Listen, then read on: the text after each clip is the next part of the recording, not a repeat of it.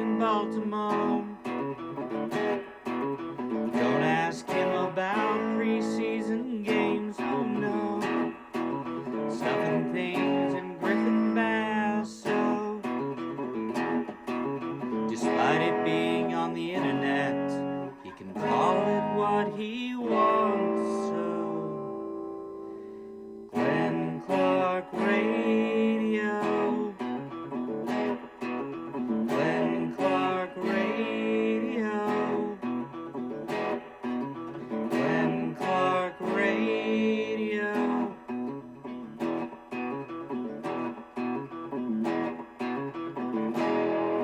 Duke sucks.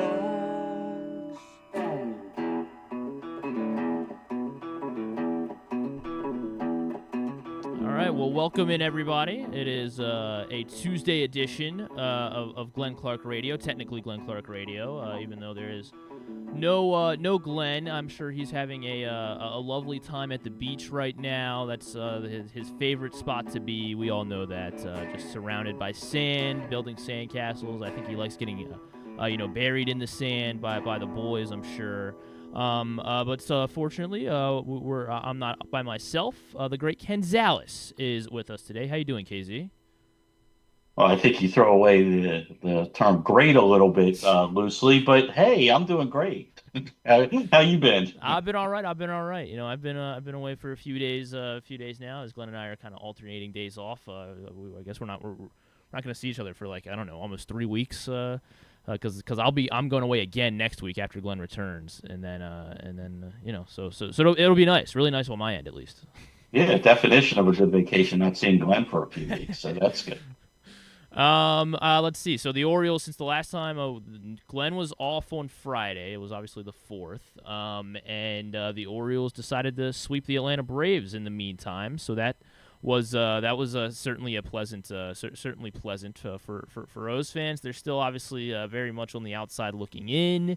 But I mean, KZ, I don't know how much you've been locked in on the Orioles. Obviously, this season is not gone how anyone really expected, and it's been pretty disappointing. But they're obviously not giving up, and they're trying to somehow finagle their way back into things here.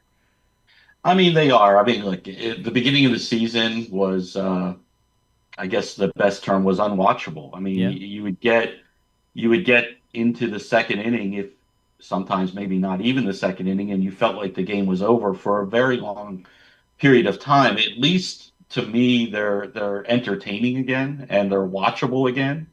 And they've been playing good baseball. The sweep of the Braves was great. For me, I don't know. We could have an argument. Nobody cares in Baltimore of which team is more disappointing this year and which team has had more injuries, the Braves or the Orioles. You look at the Braves lineup and you're like, holy cow, how is this team so bad? And then you look at the all-star starting pitching rotation that they also have on the IL this year, and it's crazy. But it's a good sweep. They're pitching better. They've been hitting better situationally, and especially with runners in scoring position. They're getting some more power outside of the lineup. They're offensively, they're healthier, as healthy. I mean, if you look at what the projected starting lineup was going to be day one. I mean, outside of the catcher position, and we're now, finding guys that catch in the utility leagues of places to start for the Orioles. They're making trades at with this the point. Yankees to find catchers. Yeah. Yeah, I mean, guys that literally can't hit at all in the major leagues, and when they do get a hit, like what's the Stallings? Is that Yeah, Stallings had to win the extra inning. Go ahead. when they do, you're like, oh, that's a bonus. You better win the game now. So at least they're entertaining. The thing is, the whole discussion with the Orioles is can they remain within touch of the playoff push before the trade deadline? So that to me is the key question. The expectation is still that somewhere in August they get 3 pitchers back. To what level we don't know, but Wells, Bradish, and Rodriguez, I Right. Yeah. guess. Well, I mean, You gosh, know, who knows? But it seems like Wells and Bradish are they pretty are. well Yeah, they should be along. pitching at some point. Yeah. Yeah, I mean The they're pitching question. off of mounds. They're throwing 25 to 50 pitches at this point. I would, you know, obviously, how long does it take them to get going? How many, you know, and where are you? To me, how quickly do they come back, and how much rehab? How many rehab starts? I mean, you still have Suarez. I don't know if he's pitched anywhere recently, Yeah. or if he's Yeah. I don't know started what his the progression. how But Suarez you is. know, these next 6 games against the Mets and the Marlins, if it's not 4-2 at a minimum, I think we're just kidding ourselves to a degree because as well as they've been playing, they're still 7.5 games behind. Like everybody ahead of them isn't coming back right now. You know, if anything, you know, they're moving forward. You look at what the Blue Jays and the Rays have done over the last, 20 Yep. 25 Exactly. days. So And I still think it's a lot to say that they're in it with so many teams to jump, but the I guess after the All-Star break they probably have what 10 to 11 games before the quote unquote trade deadline passes. So, if you're looking at a 17 game span and they can do something like 11-6 at a minimum, right, bring themselves. That'd be what, you like know, four and or you five and you games and within you, 500. right, and you're 5 games within 500. I mean, And the or four key, games within 500. I yeah, and guess. and the key is they're gonna have to start passing some of these teams that are ahead Well, of them. somebody's got to Yeah. start coming back, Yeah. and you gotta. The real important thing is, and they've played about 500 against the teams that are above them, except for Texas, who again, that's another team that utterly disappointing Disappointing. when you Yeah. look at that ball club. The fact that they can't hit it all and all they can do is pitch is crazy to me. But they're starting to get healthy as well. So I think it's a lot to ask, but at least you know there was a time I think most Baltimore fans we were back into the when training camp start mode and stuff like that in the good old, in the dog days of the downfall of the Baltimore Orioles, but didn't expect to feel like that this year, and I felt like that this year at one point. And I'm sure I'm not alone, but at least now it's not. I don't have that same feeling, and they are entertaining. They still have their flaws. Yep. Their two strike approach is terrible. You know, Gunner, you look at Gunner's numbers and you're like, they're good, but you don't expect him to be good. You expect him to be great. And he hasn't, Exactly. he's been Yeah. better. He hasn't been great. No one has really overperformed. Like that's No, no. I yeah. mean, And look, obviously you can't ask for that. Maybe Ramon Laureano, that'd be the guy. But well, Ramon's been great. I mean, for everybody that's down on the GM, you got to give him credit for finding that cat, don't you? I mean, yeah, yeah. if we want to bash him on all the bad But what's things the he's net? done, and Yeah, there's what's the plenty net? of things like he found that guy. Outside of the first 0 for 21, Carlson's actually been a pretty decent find when he's up for this team and got them through a stretch where all their outfielders were either underperforming or injured.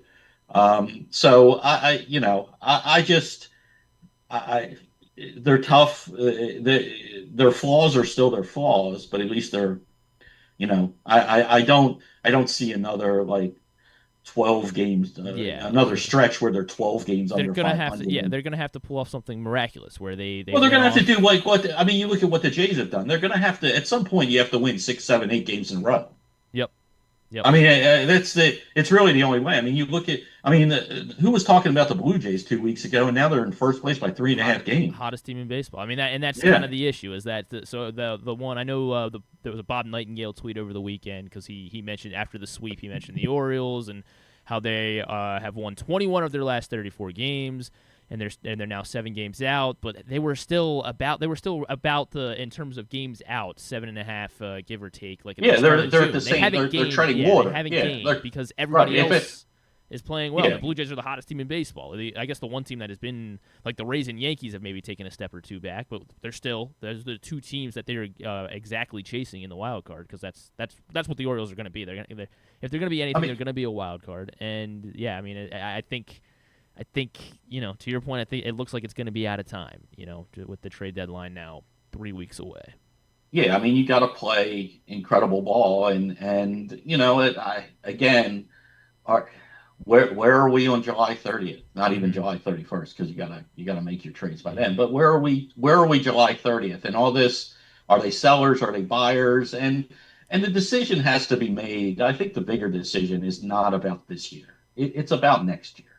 What team and how is this team going to be constructed going into next year? Because a lot of the parts, I mean, you look at the individual parts and you're like, well, I love the infield, the outfield. Do I expect Mullins to be back? I personally don't. I don't either. I love Cedric. I think he's still a top 5 defensive center fielder, but the bat doesn't play anymore for me. There's always a good stretch. Everybody has good stretches, but it's not consistent enough, and it's just, if somebody wants him, I think, he's the top guy on my list that they should trade. But what do you do with a guy like O'Hearn? I mean, at some point, you have to keep some veteran leadership in this clubhouse. And if you think that, hey, some of this was self-inflicted, but a lot of this was we were really injured. And our plan is X, Y, Z. We're going to bring in a pitcher. I know we've heard that for years. But if that's your plan, to bring in another starting caliber pitcher and to maybe bring in another bullpen piece, positionally, I think you got to run it back. And the decision has to be made. Are we re-signing O'Hearn? Are we trading him with a wink and a nod that says, hey, we're going to trade you because we can get value for you, but we really want you back. Yeah. So before you sign somewhere else, please check back in with us. And he loves it here, and I don't know that he wouldn't do that. But then you got all these expiring contracts. What do you do with them? Yeah. I think the decision is really about next year, not about this year, whether they're going for it or not.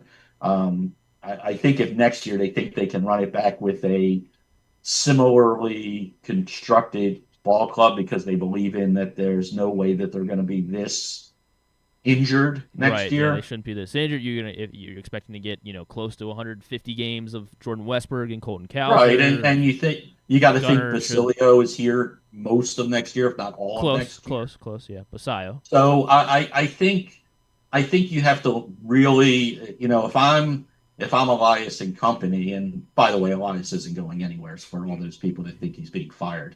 If I'm Elias and company, that's my decision. That's my decision base of what I do at the trade deadline. It's not about this year. Yeah, I think you're right. If the rumor seems like it's the Phillies would be a good fit for Cedric Mullins, and yeah, if you can get Phillies are a good fit for everybody. Yeah. They should just exchange lineup cards and say, okay, what makes both of us better?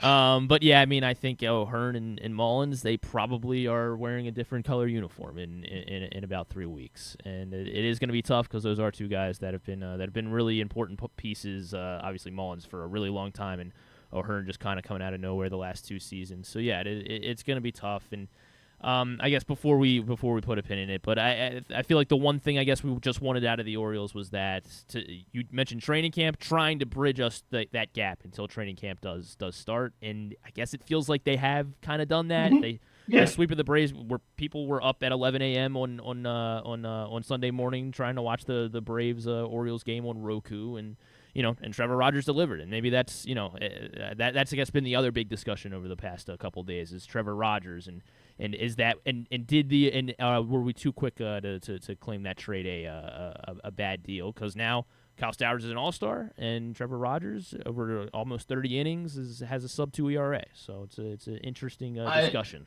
Yeah, it is. We're always too quick to judge. It's just the way of the world in the 24-hour news cycle. We're always too quick to judge. If this is the guy that they thought that they were getting, I'm happy for Stowers, but he was blocked here, so was Norby. Yeah. You know, Norby, Ortiz, and Stowers were all blocked here because for whatever reason, right or wrong, and they seemingly were wrong. They felt that Kerstead was the better prospect and he had more potential. That's so far that's turned out to be and when you think it go, and it probably has to do with the draft capital that they put into it. The draft capital, and you look pick. at you got to even look deeper. I mean, you got guys like Fabian and Beavers. I mean, Beavers is knocking down the door. Mm-hmm. I mean, what else does he have to prove except to stay healthy like everybody else? But I mean, that guy's hitting with power, stealing bases, and playing a terrific defensive outfield and hitting what's he hitting like 320? Yeah, he was hitting over 300. Sometimes you make those mistakes, but if this is, and again, I posted this on, having some fun with some people, like if the Rogers that we have seen for the last 4 starts and 5 out of the last 6 is real. And that's the guy that they thought they were getting. I'll take the left-handed starter every day of the week. Yeah, especially for a team, a franchise that, over the last 20 years or so, has not had a pitcher that they can seemingly rely on every 5th day, at least on a consistent basis in terms of staying healthy. So Orioles do sweep the Braves.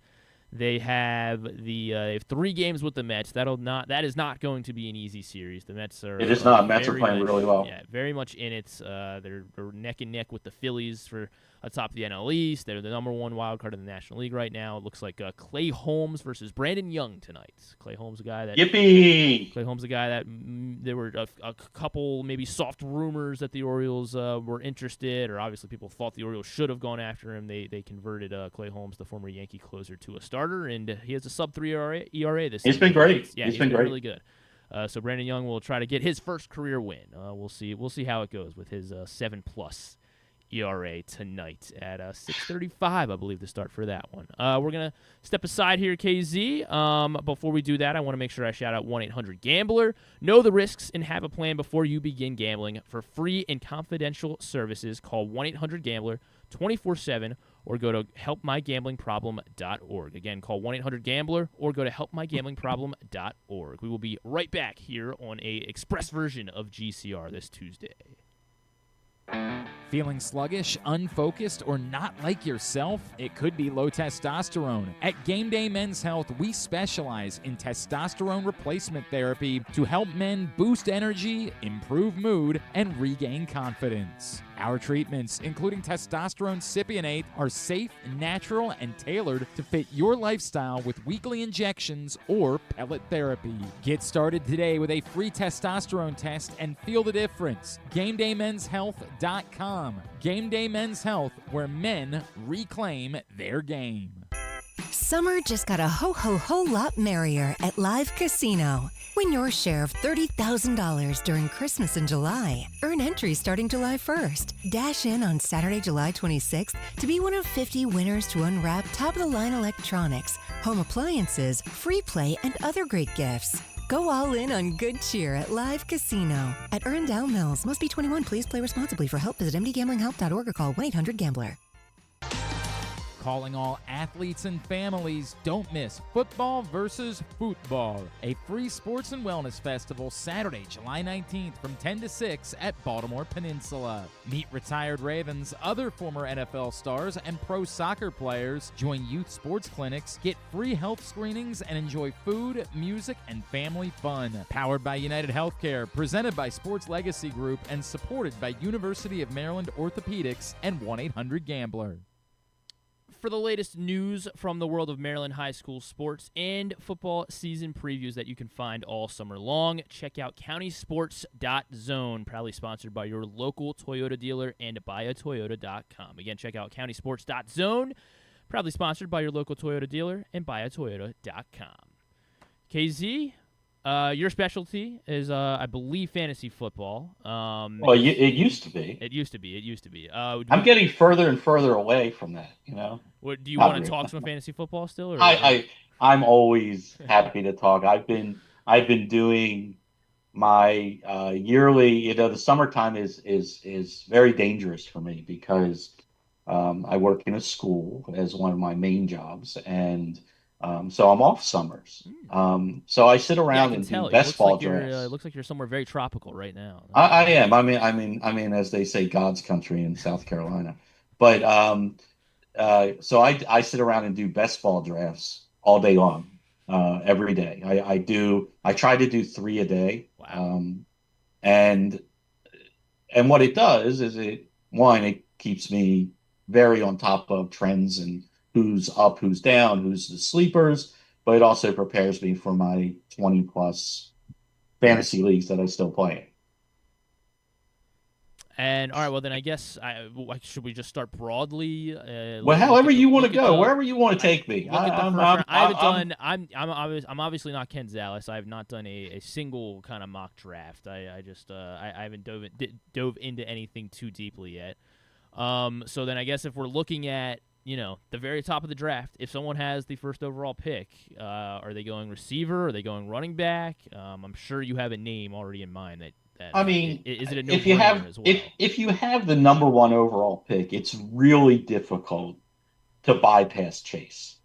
I mean, he had a historic year. Now, when you do that, um, whether you have the first pick or you have the bottom of the first round, I mean, my goal with my number one pick is to take a guy that's going to be safe. I don't need my number one pick to finish number one overall in fantasy football.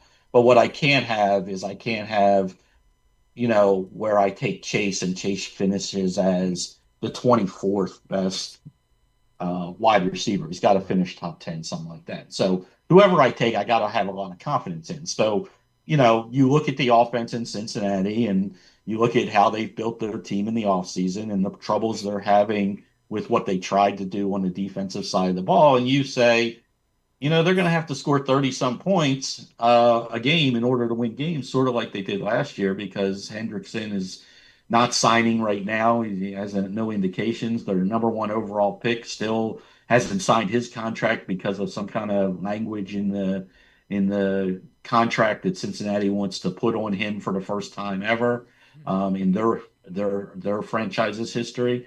Um, but it's tough. So you look at that and you say, okay, I mean, what's a bad year look like for Chase? I mean, are we still talking double digit touchdowns? We're probably still talking somewhere in the north of you know 80 catches, 1,200 yards. Well, that's good enough for me, and that seems pretty safe. The other safe guys that you would probably look at are Robinson, the running back out of Atlanta, Bijan, or Barkley. And again, Barkley's not going to put up 2,000 yards again, Right. most likely. Not that he can't, but usually guys that have historic years don't come back with historic years. But those are two guys that are going to get the ball a whole lot, going to score a lot of touchdowns, have good solid offenses. And you like what they look at. Outside of those three, I'm not going anywhere else in the top three picks of my draft. CD Lamb, how does Pickens affect that situation? Do I trust Dak to stay healthy all year? Right. Things like that. And then there's really nobody else for me. I mean, Justin Jefferson has been great and consistent. It hasn't seemed like it matters who the quarterback is, but we have a new quarterback and we have a guy that we've never seen play in the NFL, and JJ McCarthy, throwing him the football. So I think if you had the number one overall pick or any of the top three, I think you have to start with Chase, Bijan, and Saquon. Chase, Bijan, and Saquon in that order is the way you're laying it out. You could, yeah. I don't care which order you take them Okay. in. If you rather start the build with the running back, flip a coin on the running backs. I think they're 2A and 2B for me. Um, Jameer uh, Gibbs, you have him slightly behind Saquon right now. yeah, I have. I mean, for me, my order is Chase, Barkley, Robinson. But Okay. I mean, I even last year, like I took Robinson very early, like earlier than other people, just because I liked the situation and I thought with the new offensive coordinator that he was going to be the guy, and he was, and it proved out to be right, and I guessed right there. But I think both of those guys are going to get the ball an awful lot and score double-digit touchdowns and catch the ball out of the backfield, and you know, so. If you prefer the younger guy and you say, well, Barkley's had some injury history and I'm worried about, wrong side of 30, and you want to take Robinson over him, I'm not going to argue with you. Okay. Got it. And then I guess a little bit deeper down the running back, I'm looking at ESPN's ADP, and they have Christian McCaffrey as at 8 right now, neck and neck with Ashton Genty. Are you still, or how do you feel about Christian McCaffrey? Can we be confident in him, or is it just the health thing? I mean, you can be, but you can't be, because anytime he plays, he's gold. I mean, he's just gold, and he fits.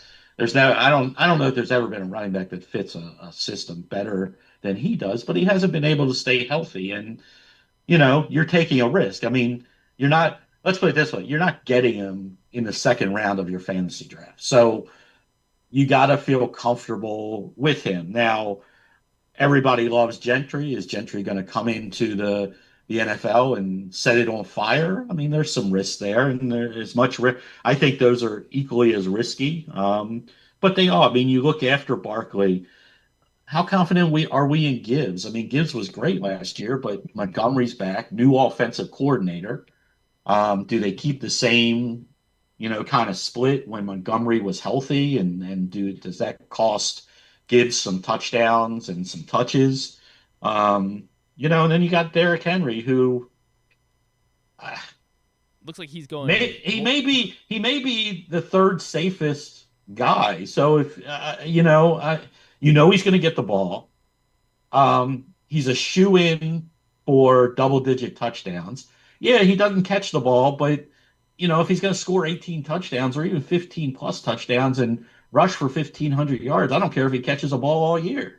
To me, it's how much risk at the running back position do you want with your first running back? And Henry's third on my list. Because he's the safest guy. I mean, you look, Henry versus Gibbs. I love Gibbs. Henry's safer. Henry versus Gentry. Much safer. Henry versus McCaffrey. Much safer. Achane, Irving, Jacobs, Taylor, Chase Brown, Kyron Williams. 1 versus 1. Henry's the safest person of those head-to-head matchups. If I have the third, if I'm taking a running back in the first round, and that's where it leads me, Henry's the third running back off of my board. I just think it's too safe. He's durable as can be. No indication, no injury history. Anybody can get injured at any time. It's the NFL, so you can't play that in. But where's the better situation than Henry? Name a better situation than Henry in Baltimore. I probably can't name one. Yeah, I mean, yeah, it's yeah. Josh Jacobs in Green Bay, maybe if you love, because he brings a little bit more catching the ball, right? Because he's the guy. He's the guy. I mean, they didn't bring anybody in. It's like, is there any competition for any of these guys? Gibbs, you have competition with Montgomery. McCaffrey, I keep saying, and they never do it. I was like, anytime he plays, they just give him the ball. They get the normal workload, but it's sometimes, don't you just have to take a little bit off his plate to try to keep him healthier? Right. Gentry, wild card of fantasy football this year to me. Rookie running backs are always wild cards to me. We love them, but how do they translate? How much faith is the team? Look, they drafted him really early, so I understand the faith, but. How's his pass protection? If his pass protection sucks, he's not going to be on the field as much as we think he's going to be on the field. So, there are questions there. Safest guys are after the top two are Henry and Jacobs to me, and then it's a matter of, are we swinging for the home run, or do we want to be a little safer in the first round at running back? All right, well, then I guess speaking of home runs, then are there any maybe mid to late round sleepers that stick out on your head right now? I don't know that they're sleepers per se, but I think there are situations. Okay, Gotcha. so here's where we talk about mid round guys that you can get, but they're in great situations. And I start in Seattle with Zach Charbonnet. Zach Charbonnet was fantastic last year when Walker was out. Walker is fantastic when he's healthy, but he hasn't been healthy the last couple of years. He's missed games. Um, Charbonnet has earned time to not be just discarded on a week in and week out basis. And you can get him somewhere around the sixth, seventh, eighth round of your fantasy draft. And I'm not saying he should be your number one or number two running back, but if he's your number three or maybe number four running back, he's in a great situation that could lead to, a fantasy boom. If he gets more carries than expected. Ray Davis in Buffalo. Cook doesn't want to sign. He wants the big contract before he thinks they're going to put a ton of carries on him and make him be the man. He wants to get that contract beforehand. He hasn't reported. Depending on when your draft is, Ray Davis is a guy that looked great. And when, especially they even relied on him in certain situations down the stretch. He's a guy that, I guess in most leagues, you're really not looking at as a top rated running back. I have him somewhere in my top 40. Trey Benson, again, Connor is great in Arizona. Trey Benson was Ashton Gentry, but when he was drafted, hasn't been able to stay healthy. Seemingly had a great offseason, got stronger, put on more muscle mass. Connor's been a guy that's missed some games over the last couple of years, and I believe he's on the wrong side of 30, which is kind of the line in the sand for some running backs. He's in a good situation. This is age 37 for Connor. Garendo in San Francisco. So you're targeting all these kind of backs that these RB2s or like on their team RB2s on their team. Yeah, that could be RB1s and get. And I think they have some standalone flexibility, right? Even without an injury. And those are the guys I'm looking at. I mean, Jordan Mason's in a great situation in Minnesota. We love Aaron Jones. Aaron Jones showed a lot of signs of slowing down last year.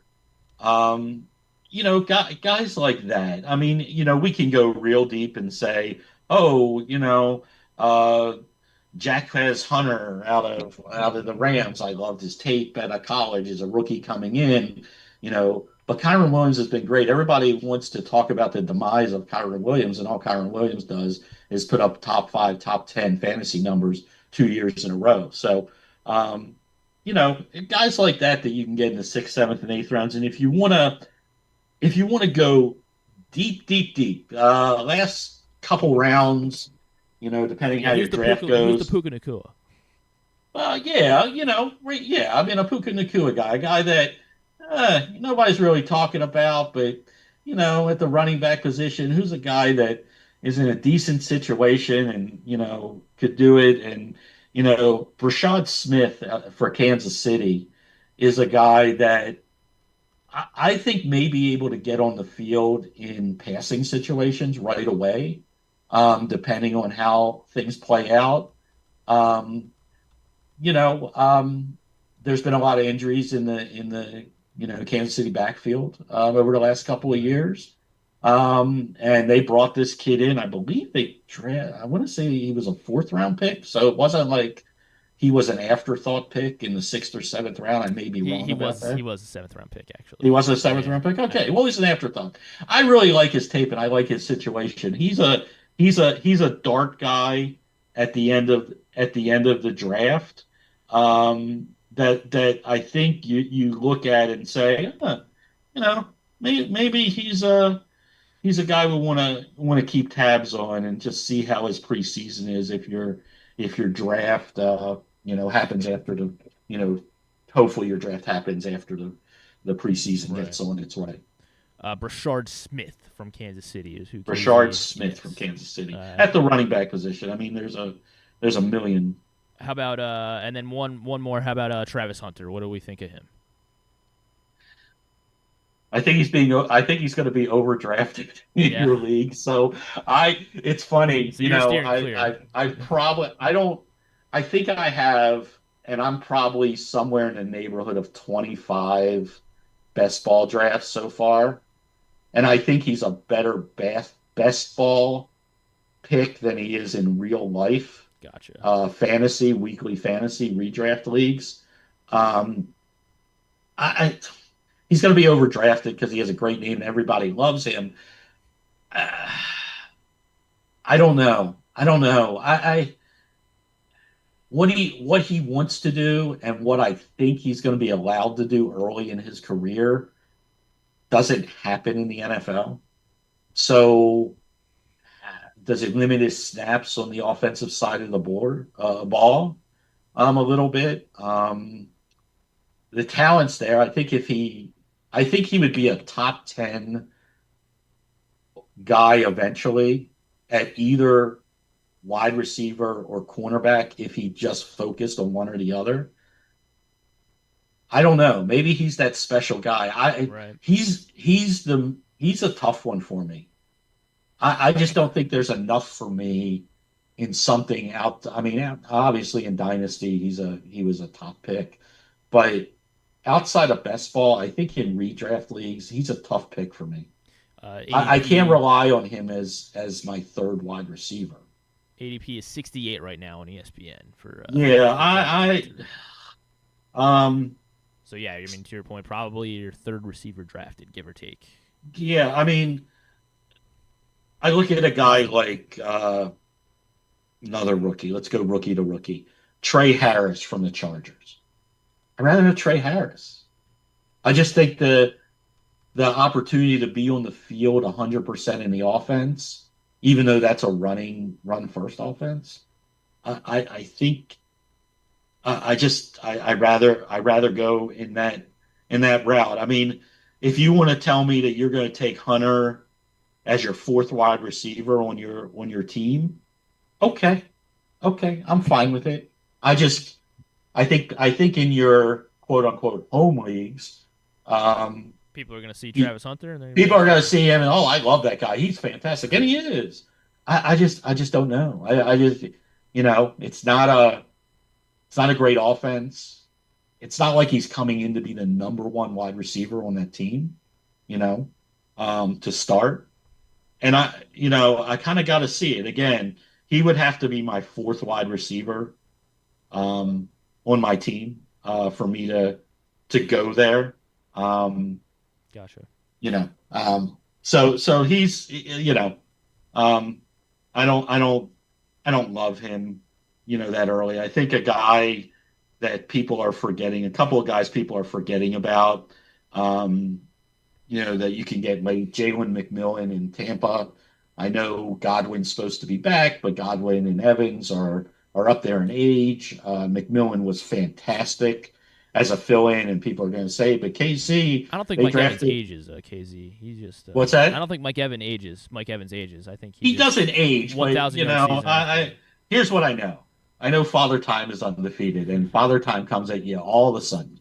So at some point, he's a guy that I think McMillan's a guy that's being underdrafted. I think a guy that was really good down the stretch last year is Jalen Coker out of Carolina. I mean, there's some other mouths to feed there, but he was a pretty reliable PPR type guy down the stretch last year. Once Carolina seemingly got their offense figured out a little bit, and that's going to be an interesting team for me. So you look at a guy like that. You look at a guy like Michael Wilson, who's being forgotten about, but he has a great opportunity to be the number 2 receiver in Arizona, and he's a guy that they really liked coming out of the draft. So I think those are a couple of names that you should kind of keep an eye on in your wide receivers when you get late. And at tight end, there are three guys that I think you can get late that really keep an eye on. We're going to go to Jacksonville once again, and Brandon Strange kind of emerged, through injury as a guy that can be a pretty reliable receiver there, and he's going ridiculously late, outside the top 20, a lot of times, of wide receivers taken in the draft. You look at Otton, again, another guy that, he caught a lot of balls. And I know there's a lot of mouths to feed, and people will point out, he caught a lot of balls because they had injuries. And I was like, well, but Evans was still there, McMillan was still there, and Otton was still getting, 5-6 targets a game and used in the red zone, even when they had wide receivers that were playing well. He's a guy that, again, if the first 5 or 6, if you get through the Mark Andrews range of tight ends and you want to wait, he's a guy. And then ultra late, people have forgotten about him. Totally ignore. They don't even know where he's playing next year. But Tyler Conkin is a really good receiver that's going to be the top guy in for the Chargers. We know the offense loves the tight end there. I can see him as a 60 catch guy. Really? Wow. And you can get him. I'm just telling you, if you punt in leagues where you start one tight end, if you want to punt tight end and say, who can I get? I missed out on the first guys, and then the second group of guys that you just mentioned, KZ, I was just about to pull the trigger and somebody took them, and there's nobody there I like anymore. And people are taking backup tight ends already. Conklin is being ignored. Take Conklin in the 15th or 16th round of your draft. You'll be okay. All right, cool. I mean, I could talk fantasy with you all day, KZ. Me. I could can do a talk mock draft. Yeah, we could do a live mock draft. I don't think that's what Glenn wants us to do, unfortunately. I told Glenn when he asked me to do this, I said, "Are you sure?" He's like, "Yeah, it'll just be a half hour. You could do it real quick." I said, "I'm kind of long-winded. I don't think we'll make it to a half hour." Yeah, I don't think. But no, that was great, KZ. You got anything to plug? Is there anything that you need? Do I have anything to plug? Yeah. No. PressBox Online. Okay. I went. Good. You know what I want to plug? I want to plug, and I need your help. All right. So I went. The other night. I went to the new Costas Inn over in Timonium. Ooh. Great. I didn't know what to expect because I've only been to the other Costas Inn, which is more of a crab house, 100% great crab house, great crab cakes. And I said to my wife, who had never been to the Costas Inn, I was like, they have great crab cakes. But they're now in Timonium. Let's head over. Right next to the off-track betting. Great place. Great. I call it a sports bar. It's a sports bar. They have TVs everywhere. They have a great bar, great food. Only thing you can't get there is steamed crabs. Yeah. But man, they have some good crab cakes. And those are still available at the original location, 4100 North Point Boulevard. And as KZ was saying, the brand new Costas Inn is in Timonium, now open at the Racetrack's Off-Track Betting Center. Located on the second floor of the grandstand, it features everything you love about legendary Costas Inn, including the delicious crab cakes, the sandwiches, seafood, and much more. As KZ and I just mentioned, steamed crabs still available at the original location, 4100 North Point Boulevard. And be sure to check out the all-new Costas Inn in Timonium. And don't forget to watch as well Stan the Fan Charles, Ross Grimsley, and Luke Jackson talking baseball every Monday at facebook.com/PressBoxSports. They're archived as well on the PressBox YouTube channel. This week they were talking some O's, obviously. They were talking some Nats as the Nationals ended up firing Dave Martinez over the weekend, as well as Rizzo, the GM, as well. And they reacted to the All-Star Game rosters as well. So that's available now up on the Facebook or YouTube. Stan, Ross, and Luke. And their shows are exclusively brought to you by the Costas Inn. All right, real quick. Since you're here, KZ. All right, someone just asked. They have a dynasty question. Sure. 12-man superflex. I was offered Josh Downs and a 2026, I think. A 26 second and a 27 second for Brian Robinson and Luther Burden. So Josh Downs in 2 seconds. 100%. what you think, what your running back situation is. If you're running, if Robinson is like your fourth guy, so it's Downs a second next year, a second 2 years from now for Robinson and Burden. Correct. Is that it? Yeah, Burden, Adam Mizzou.